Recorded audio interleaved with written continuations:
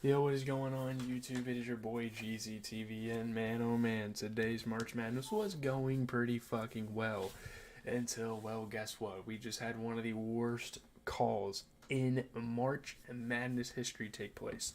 I will get to that game, but first we're gonna start with everything else, cause man, it is day one of March Madness. The madness ensued. Uh, my bracket didn't go ideally, but hey, I can't be too upset. So let's just get into the game starting. We're not going to talk about every game, obviously. Michigan State handled Mississippi State, but we are here to talk about Duquesne and BYU. Put up your Dukes. The number 11 seed Duquesne provides some March Madness with an NCAA upset of BYU. This is the first upset of the entire tournament.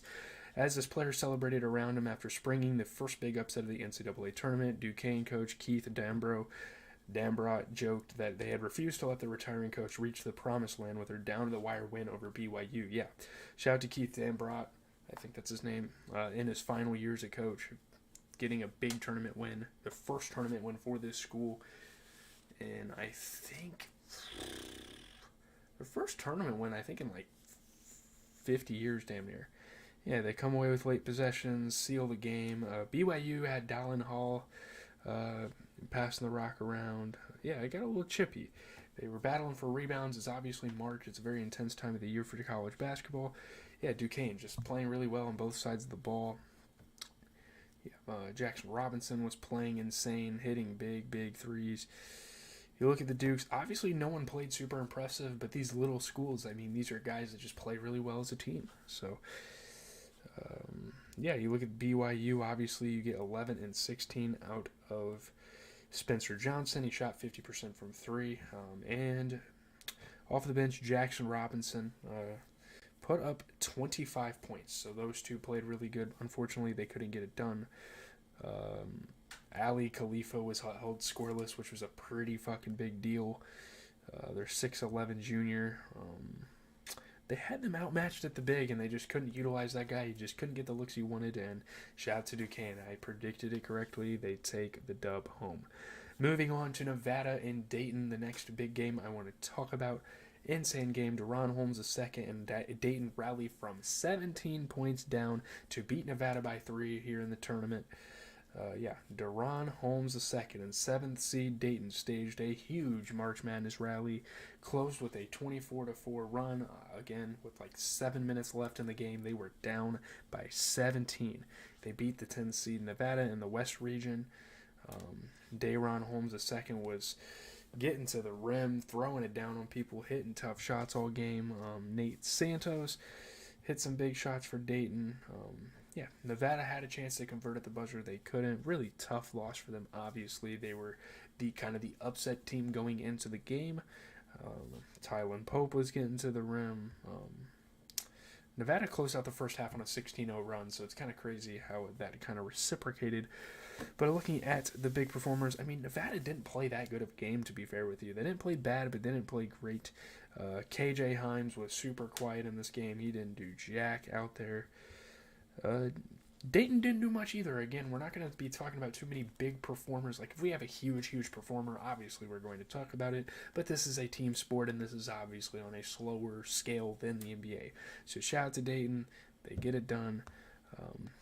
Moving on, man. Oh my goodness. The madness of Oakland beating Kentucky. Jack Golke makes 10 threes. Oakland delivers the first true shock of March Madness beating Kentucky. I mean, yeah, Duquesne was technically kind of an upset, and honestly, so was Michigan State. But we're talking about Tom Izzo and March, and we're talking about a Duquesne team that a lot of people had belief in. But here, man, this is huge. Jack Golke with an all-time three-point performance, all-time overall March Madness performance. Jack Golke has no illusions of going to the NBA. Guys who spend 5 years in Division II before transferring to a small D1 program with one NCAA tournament win in its history typically don't head to the pros, man. But you never know. You get a big shot like this, you play a game like this, oh, man. Absolutely raining from three-point range. Looked like J.J. Redick out there. Looked like Kyle Korver reincarnated as a college basketball player again. It was insane. Huge threes. I mean, they just put the game away. They just did what was needed, came back, played amazing basketball. Blocking shots.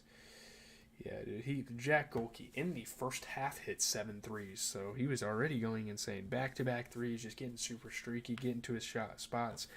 Really dope stuff.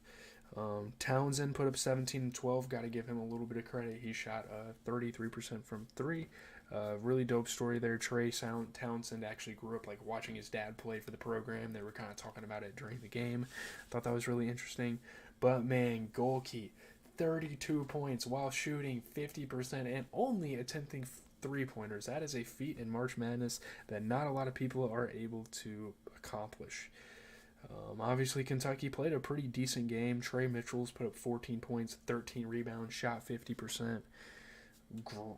A great game from Antonio Reeves. He put up 27 points. His draft stock is going crazy. Obviously, he's always been a really impactful piece for the Wildcats, but people are really going to be looking into him.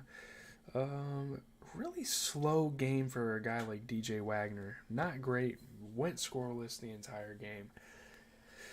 Not looking great, and Kentucky again gets upset. Obviously they lost to St. Peter's a couple years ago, man, and this is no different. They lose once again. We only have 2 more games to talk about, so yeah, it's the first round. Like, keep that in mind. There's not going to be that many upsets. Maybe we'll see, or close games, down to the wire stuff. We'll maybe see more tomorrow.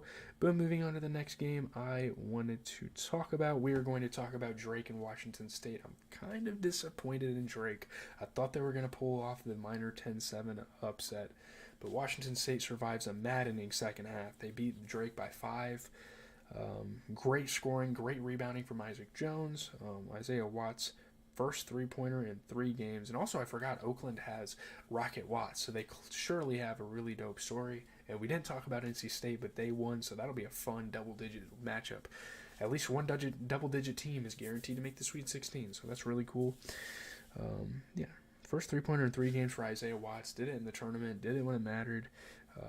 Gave Washington State the lead with 1:51, and 7 seed, beats the number 10 as expected. But man, I wanted to see that upset. The Drake Bulldogs really, like, in a conference with Indiana State, who barely missed the shot for the tournament. Yeah, they deserve this. Back-to-back turnovers down the stretch. Washington State gets the close win. Tucker DeVries and Darnell Brody were hitting each other during the game. Those are kind of the 2 big players. Darnell Brody's a beast. Jalen Wells was hitting some crazy threes. Yeah. Drake had to call some timeouts at the point. There was a lot of momentum switches. Isaac Jones got up for an oop. But, Atten Wright for Drake put up 20 points. But other than that, not much for him. Enright only scored 4 points. Unfortunately. Sorry for the hiccups. But you get 20 and 11 from Isaac Jones, and Washington State continues to dance. Moving on to the final game of the evening, we have the most controversial one in the... Oh, man, I'm so mad about this. We have Samford and Kansas. Jayhawks get a friendly late whistle to advance in March Madness with a 4-point win over Samford. I just cannot believe they called that a foul. And because of the flawed college rules, you can't go back and review it. I just can't stand it, man. I don't understand that. Kansas got a kind whistle at the end, and Nicholas Timberlake made both his free throws to help the Jayhawks hold off Samford. Upsetting. I actually know some people from Quincy that were courtside for the game, so that's pretty cool. But, yeah. Insane Chasetown block. Like, one of the best defensive plays you're going to see all tournament. And it gets called a foul. And it ruins the hype. Late hustle plays for Kansas helps stave off the upset. Samford had it. Obviously, they were down by like 20-something at a point. And honestly, Aker, man, you need to transfer. Putting up 23 points, shooting 33% from 3 as underdogs against a pretty good defensive team is not easy to do. Obviously, Marshall kind of struggled this game, never really caught wind. Kansas, no doubt Kansas played pretty good. Like, KJ Adams put up 20. You get 19 and 20 for Hunter Dickinson. Those 2 are going to be problems throughout the tournament.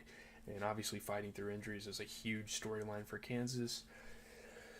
But, man, they played good. But, dude, you cannot call that foul. That is just unbelievable. I don't understand it. Aker was getting to the rack, though. You gotta love it. Johnny Furphy was hitting some big ones. Akers a really fun player to watch, and I really wanted to watch him another round at least, but don't get that. Looking at tomorrow, some notable games I'm looking forward to. I think a lot of these are going to go as planned. New Mexico Clemson's going to be a good game. Florida Colorado should be pretty good. Same with the 8 and 9 seeds. Obviously, like FAU's playing Northwestern and Texas A&M's playing Nebraska, so that should be fun. Charleston beating Alabama, count on it, man.